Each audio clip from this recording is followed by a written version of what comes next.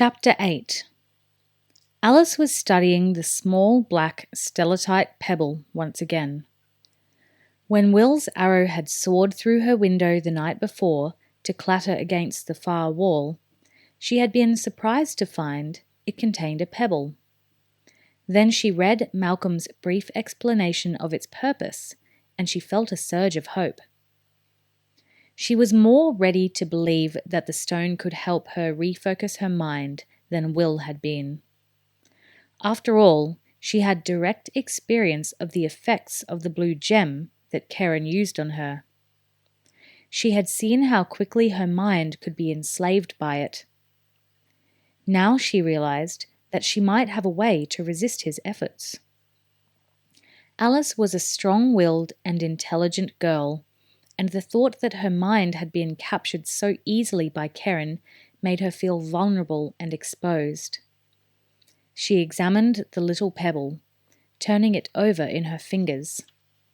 It was definitely pleasant to the touch, she thought, smooth and glossy and somehow comforting. And was that a hint of warmth she felt radiating from it? Or was she just imagining it? She wasn't sure. She read through the last few lines of Malcolm's instructions, carefully transcribed by Will onto the thin message sheet. Touch the stellatite pebble when Keren attempts to use the gemstone. Focus on a positive, pleasant image. When he questions you, speak normally. Do not pretend to be in a daze, or he will know you are trying to trick him. There were a few final lines in the code. She had decoded them to find they outlined a signaling schedule. Will wanted to avoid regular signaling, knowing that Keren would eventually become aware of it. The coloured lights in the trees would appear at irregular intervals, not at the same time and place each night. And sometimes there would be no message, and the white light's movements would alter from the strict pattern needed for the code. Clever, Will, she said softly. She knew Keren was no fool. Will also told her that he would keep someone watching the tower each night in case she had anything urgent to communicate. She burnt the thin paper in the flame of the lamp. When it was reduced to ashes, she crumpled them to dust and scattered them out the window. She already knew what positive image she would use when Keren next tried to mesmerize her. Her opportunity to test Malcolm's instructions came within the hour. She heard Keren's voice in the anteroom outside and the startled clatter as the sentries came to attention. No fool indeed, she thought. She was willing to bet that he'd heard about the lights in the forest. Maybe he'd even watched them himself. Now he was here to make sure there was no significance to them. As the key turned in the door lock, she slipped the pebble under the tight cuff of her left sleeve, where it was concealed, yet accessible. Keren nodded briskly to her as he entered the room.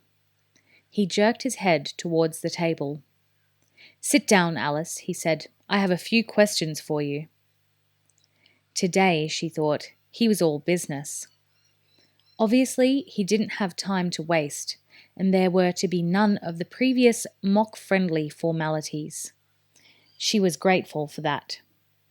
His good humour and self-satisfied air had begun to grate on her. They were enemies after all, and she would prefer it if he treated her accordingly, without the pretense at airs and graces and knightly charm. He reached into the leather wallet at his belt and produced the blue stone, letting it roll onto the table between his fingers. There was no need for preamble now. The stone had become the trigger for his post-hypnotic suggestion. All he had to do was order her to look at it, and, within a few seconds, she would be mesmerized again. "Look at the stone, Alyss," he said softly. Her eyes fell to the beautiful orb as he rolled it gently back and forth on the tabletop. As ever, she could feel it drawing her in, filling her consciousness. Beneath the table, she slid the forefinger of her right hand under the cuff of her left sleeve to touch the smoothness of the little pebble. Instantly, she saw a glossy black sheen overlay the blue depths of the gem, and her mind stepped back from the abyss of Keren's control. Think of a pleasant, positive image, Mallkallam had instructed. She conjured up the most pleasing image she could imagine, Will's face. Smiling, hair tousled, deep brown eyes alight with the joy of life. And her mind was free. "Keep looking at the blue," Keren said softly. "Are you ready to answer my questions?" She continued to stare at the gem.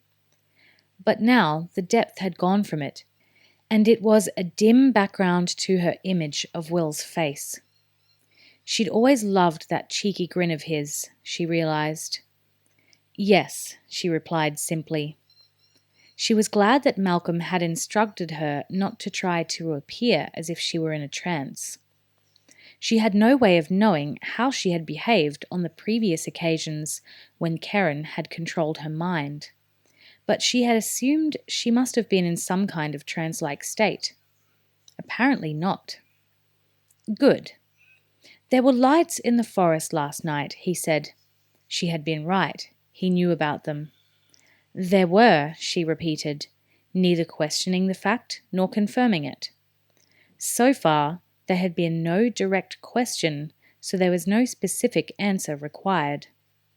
"Did you see them?" he asked. Suddenly, she felt the urge to answer truthfully. To say, "Yes, I saw them. They were signals." She stroked the stellatite, felt the compulsion recede as her resolve strengthened.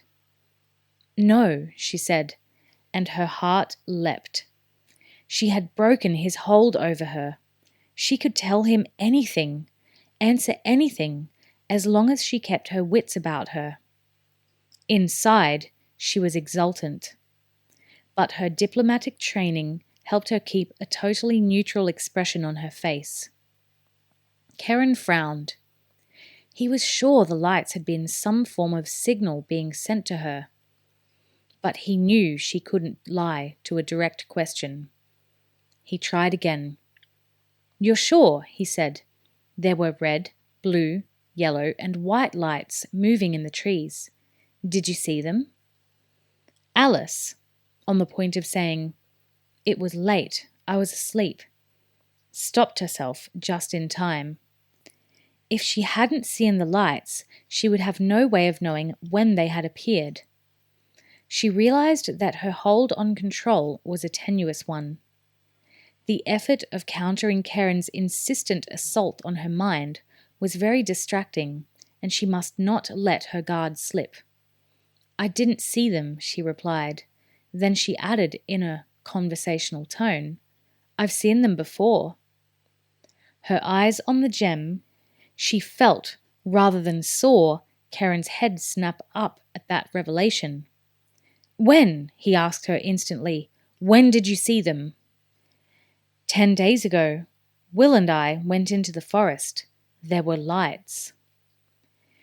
She knew he had a pretty good idea that she had been into Grimsdale Wood with Will. His men had shadowed her on that occasion. At the time, of course, she and Will had assumed it was Orman having them followed. And while they hadn't actually seen her enter or leave the forest, Keren must suspect that was where they had gone. It would do no harm now to admit it. It might even distract him from the line of questions he was following.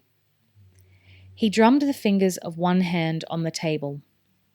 As he became more distracted, Alyss noticed that it became easier for her to control her words and her thoughts.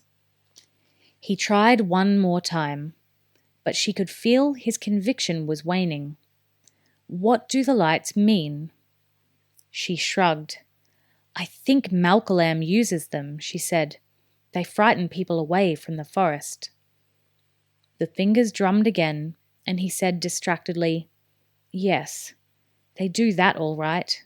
My men won't go near the place. That was definitely worth knowing, she thought. Since Will had escaped into the forest with Orman, she had thought that Keren might have seen through Mallkallam's ploy and convinced his men to follow them in and hunt for them. Keren let go a long pent-up breath. He was on edge. She sensed he was expecting something, some event to take place. His next words confirmed her suspicions. Well, I can't waste any more time with this. General McHaddish is due in the next day or two. He was speaking to himself, secure in the knowledge that his words wouldn't register with her in her mesmerized state. He rolled the blue stone back towards him and removed it from the table. All right, Alyss, until next time. You can wake up now. She assumed that she should not make any pretense of coming out of a trance, but simply continue with normal conversation. But her mind was racing. McHaddish was a Scotti name. There was a Scotti general due here in the next few days. Will would have to be told. So, she said evenly, what did you wish to talk about? Keren smiled at her.